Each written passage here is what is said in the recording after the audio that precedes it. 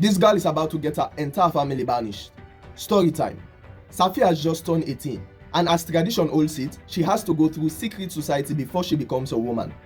However, after every season of transforming girls to women, the king has to assess all the girls and choose any one of his liking to join his long list of women. Like the dude has 38 wives.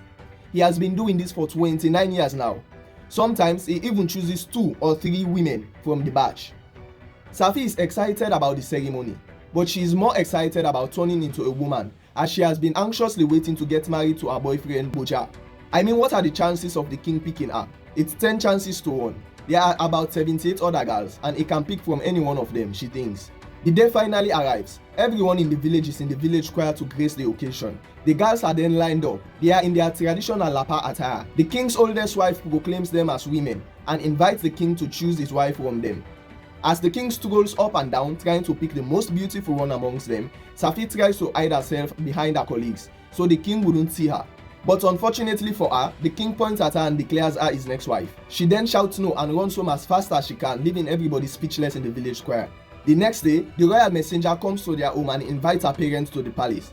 When they get there, the king insists that if they fail to bring their child to him in the next 2 days for their wedding, he is going to banish their entire family.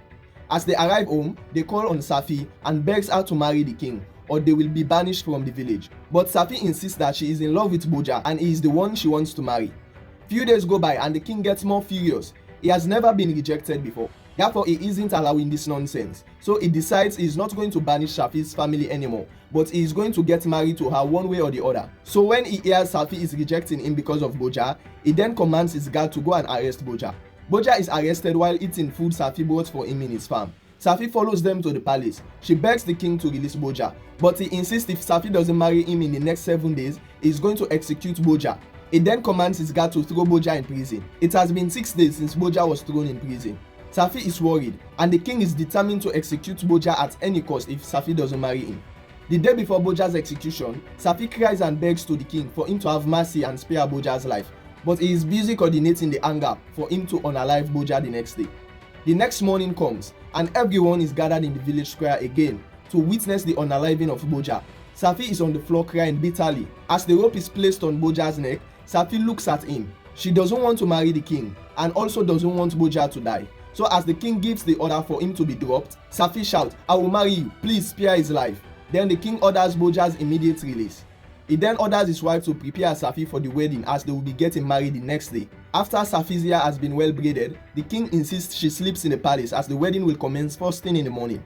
The next morning, the king is ready in the barre with the village chief priest and the villagers all set to witness the wedding. When he sends for Safi, the guards open her hut and she isn't there. The end.